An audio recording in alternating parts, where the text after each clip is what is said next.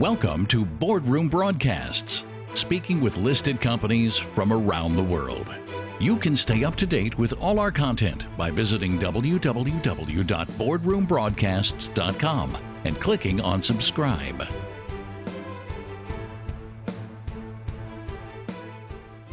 Today's guest is Mark Hughes.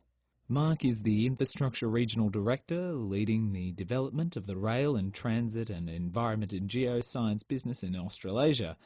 He has 25 years of experience and awareness of industry issues throughout the rail and wider transport environment, with an excellent knowledge of rail business and operations, and has led the expansion of rail and transit's product offering within the UK market. Mark has held frontline operations, train crew and performance management roles, and as a consultant has supported numerous franchise bids in the areas of operations and service delivery plan. He was the overall bid director for MTR's successful Crossrail Bid in London to operate trains and deliver world-class customer service across the capital, worth 2.5 billion Australian. Since arriving in Australia in 2014, having been tasked with developing a new strategic advisory capability within the Australian business, Mark was shortly afterwards promoted to the position of Regional Director, where he has continued to build the wider infrastructure business, expanding services into rail control systems through live engineering and program management service offerings. In 2016, Mark was additionally asked to oversee the ENG team and also the joint venture project in Malaysia, where SNC-Lavalin have been supporting the implementation of a new rail system into KL. Mark, thank you for joining us today. No, you're welcome. My first question is, your role has been recently expanded. Can you tell us what this means in terms of your remit and responsibilities? Oh, yeah, certainly, yes. The country leadership role is an overlay of my current sector role, which is to manage our infrastructure interests here in Australasia, particularly, as you've said, the rail and the environment and geoscience markets. I'm obviously delighted to have been given the opportunity to be able to broaden both my knowledge and the relationships within our business. So it's very exciting personally and hopefully very rewarding too. It is a role that's existed already, so I'm actually replacing somebody who's moving on and upwards within our business, which is great for them. But the intent of the role is to ensure that we have got a strong one SNC-Lavalin across all of our business sectors, and that our individual business sectors support each other in a way that we all achieve better results for our clients. The business sector coordination aspect of the role is a particular key element. We've got key clients, some of them are joint clients between our various sectors, and we are intent on ensuring we're proactive in the long-term development of those professional relationships. Equally, sharing resources and skills between the sectors is very important, and as each sector goes through different phases of its sort of current market opportunities, this is quite a critical element of our sort of efficiency and effectiveness. So I suppose ultimately I'm there to lead and develop the strategic plan for our Australia business, working closely with the regional lead and our president of our power sector, who has an overall Asia perspective. So yeah, no, very exciting to be doing that. The vision ultimately is that not only are we recognised globally in our industry, but all four of our sectors are brand prominent in the Australian marketplace. SNC-Lavalin is a Canadian company that you report into, but you're an Englishman who now leads the team in Australia. What are your perceptions of doing business in these different markets? Well, being a POM abroad has always got its easy pot shots, and I'm no different, I suppose. And not speaking any other languages very well apart from English, I suppose working in Australia, UK, and with Canadians makes it relatively easy for me. But yeah, no, there are very strong cultural links between the three Commonwealth countries. But there's also, for us, a significant international sort of expat contribution in those markets as well, So to be honest, moving into Australia from the UK certainly wasn't a personal challenge. I mean, SNC-Lavalin, although it's a Canadian business, is an international company. So we're operating all over Asia, Europe, South America, and Africa. And although I only speak one language, we've got nearly 60 languages, I think, are spoken in SNC-Lavalin throughout. So although my language limitations are there, the whole business is pretty diverse.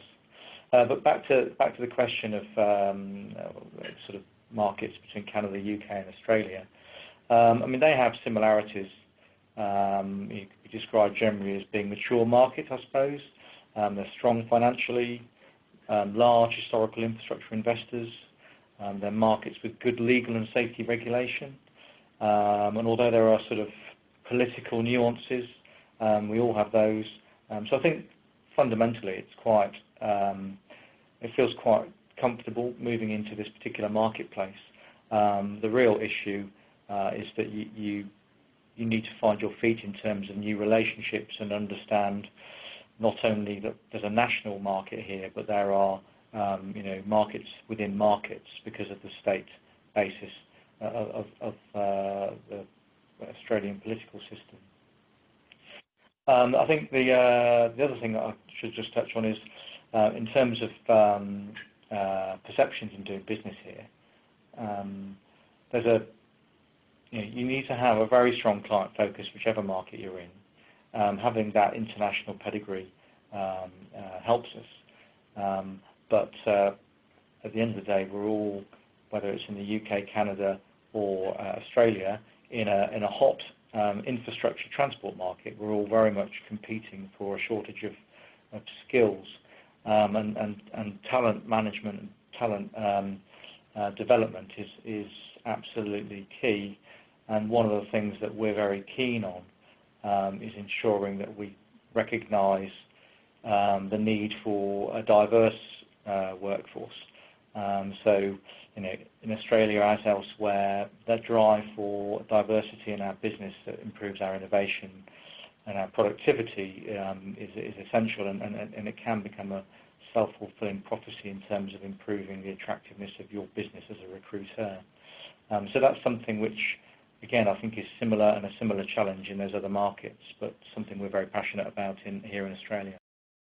Well, SNC-Lavalin has recently been awarded the contract as the lead company in the consortium to design the rail element of the Western Sydney Airport.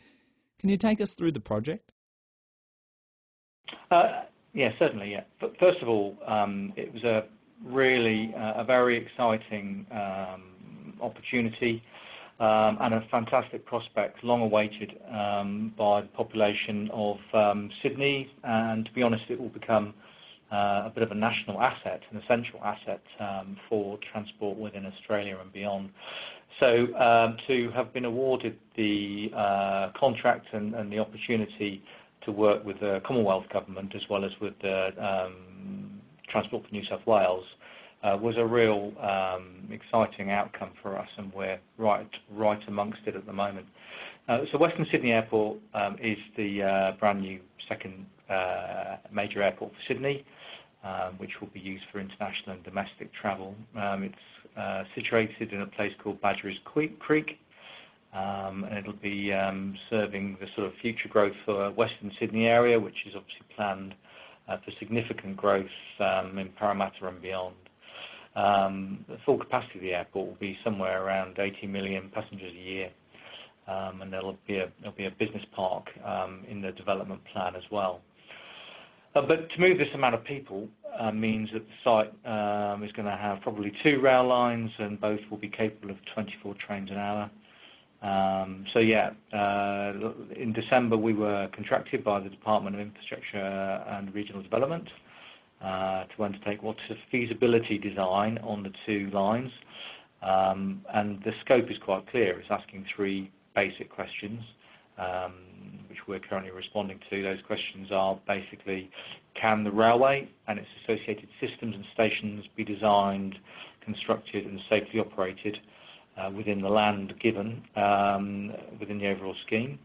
How will the railway be constructed over time as an integrated element of an evolving site? Because, for example, the airport won't necessarily be built all in one go. And dependent on the timing and design option chosen, how much will the elements of the site actually cost? And the provision of these answers will allow the department to determine how and when the railway elements of the airport are procured. It's not our job to conclude on a single option, but to give them a number of options. And the scope of work combined basically gives us the opportunity to demonstrate a full range of rail systems and civils and commercial aspects. To do that effectively, we have the leadership and accountability for all the deliverables, but we are working with others, for example, SMEC, civil design, and architectus for station architecture, and a company called Aquenta for the commercial aspects. And so really we're bringing a number of organisations together to deliver this what will be hopefully an excellent report for the client. The bid itself was a very positive experience. I think I've said previously that we are very keen to ensure that we are seen as an excellent collaborator in the market, doing the right things with the right people. And it brought the best out of all of us, I think. Very tight timescales to respond, bringing a consortium together, putting a bid together, putting the people together, and presenting to the client. So the outcome was a fantastic one in the process itself, and the project is due to be finished at the end of May. Some organisations tend to operate their business units as silos that have little to no connection with each other. But in the case of SNC-Lavalin, these divisions seem to have a lot of natural crossover. Are they considered independent of one another, or do they tend to work in unison? Well, there's no denying that we have four sectors. So we have our oil and gas sector, we have our infrastructure sector, which I'm the leader of here in Australia, we have the power sector, and we have the mining metals sector. And each of those has a president that reports to the CEO, and you wouldn't be surprised to know that they've obviously got KPIs for their individual sector. But thinking about the operation as a overall business entity, it's somewhat of a history question, I think. SNC-Lavalin over time has expanded, certainly in its recent 20 years or so, rapidly through acquisition as well as organic growth. And to some extent, those acquisitions were operated more in isolation than perhaps in unison. But over the last 5 years, and even more so since 2015, when our new CEO, Neil Bruce, took over, took charge of the business, there's been much more emphasis and strategic focus on one brand identity, the one company and one vision. And as such, our individual sector presidents are measured, yes, on their own sector performance, but also on their cross-sector support, whether it be identifying opportunities or providing resources into other sectors. Really, it's now much more about a one-team approach to doing business. We've got, as I say, the four business sectors, but they've got some pretty simple strategic objectives, being more operationally effective and efficient, being much more client-centric in everything that we do, and that's I think a key one. Creating a much more performance-driven culture, and also growing both organically and through acquisition where those acquisitions are right, synergistic and complementary. Is this effectively the one company approach that the organisation takes to all of its projects? Well, in projects, I mean, absolutely, one company approach is what we want in our business. Whether established sectors or recent acquisitions of which Interfleet, my former company before it became SNC, and Kent's again, and part of the oil and gas industry that SNC acquired. They're kind of testament really to having the same values and understanding of the business direction is key. We spend a lot of time developing and improving how we bring our staff into the business. So that's not just ensuring that everyone understands how our business systems work, but to ensure that staff have time to meet the senior managers in the business. We do a lot of road shows, present to staff on a quarterly basis, give people information that they need to understand the business direction. So this kind of one company approach is a cultural goal as well as an alignment of our core values. There'll always be differences in the way that different sectors perform some of their projects, despite there being similarities in engineering problems. But however, the differences often can be driven by the way a sector does things, specific client requirements, etc. You could have the need to manage a project with a certain type of software that's different for one client to another, but the principles and the disciplines are precisely the same. Power and infrastructure are growing markets for the organisation. Where do you see these opportunities being present? Well, certainly, taking power and infrastruccer in the Australian marketplace, that is true, and probably true for Asia as well. I know much more detail in terms of our infrastructure business. The Australian market at the moment is significantly active. I think the Minister for Infrastructure here in New South Wales recently described it as a boom town. I think that can be used in other cities around the world as well. But certainly New South Wales and Victoria, but also Queensland to a lesser extent, in the public sector transport space, have an awful lot of either active building work or planning to do work in the future. That's not just railways, it's road as well. There's a lot of new work going on in both modes of transport, and certainly that's very helpful for our environment and geoscience team too. Because basically population growth, urbanisation equals metronisation. Old rail systems creak at the seams because they can't cope with the capacity and the volume of people coming through the train, rail and road system. And as a result of that, either building new assets like Sydney Metro, Parramatta Light Rail, CBD Light Rail, those assets free up space as well as new trains, which we're heavily involved in all of those types of projects. But if you go beyond, for infrastructure, you go beyond Australia, New Zealand is a bit quieter. It's got a metro city loop it would like to have, and also a light rail. And then beyond there into the Asia Pacific region, there's a tremendous amount of future activity and current activity. Again, in the public transport space, urbanisation is driving huge amounts of investment into new metros, both in Malaysia, Thailand, Vietnam, Indonesia. There's a planned high-speed line between KL and Singapore. So these are tens of billions of dollars that are being spent around major cities in the Asia marketplace, and the next probably 10 to 20 years looks pretty bright overall in terms of infrastructure investment.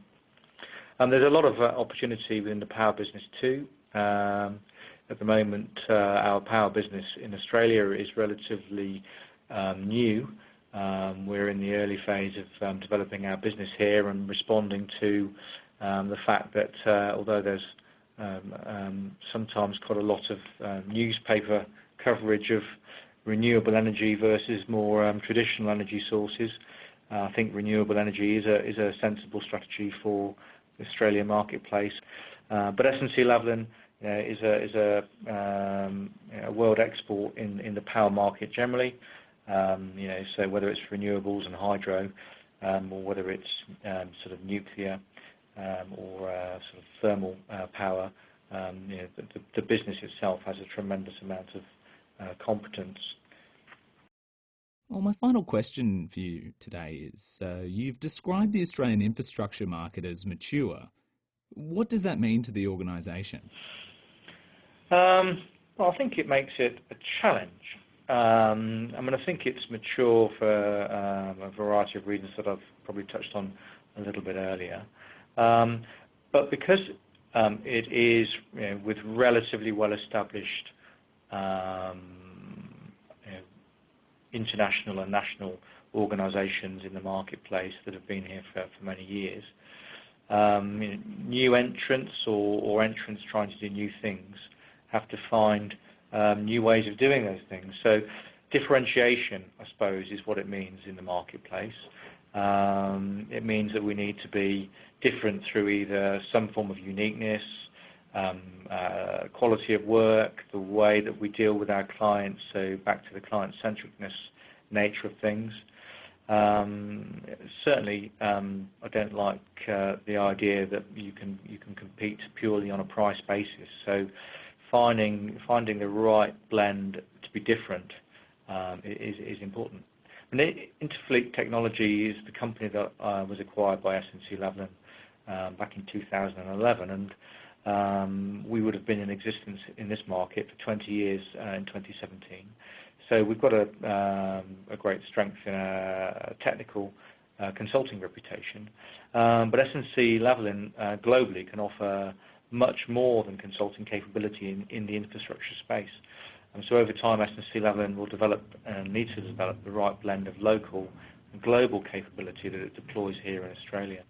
That doesn't happen overnight, but the program leadership roles, such as the Western Sydney Airport, for example, and other roles, shadow operator roles on Sydney Metro is another good example, starts to demonstrate the kind of capability that SNC can bring to bear in the Australian market. And the sort of bigger programs that we can be capable of supporting our clients. One thing we will need to be mindful of as we expand our presence is how fast the future is going to change. All markets could be described, or many markets could be described as mature, but within those mature markets, big change is happening. And understanding, for example, how to deal with data, big data and data connectedness, for example, is a real opportunity as well as a challenge. And I think in that regard, we're all more on a level playing field and trying to work out how to respond best to changing technologies in our industries. Well, thank you, Mark. That's all the questions I have for you today. Thank you very much for taking time out of your schedule to join us. Yeah, you're very welcome. I've enjoyed the conversation. Thank you.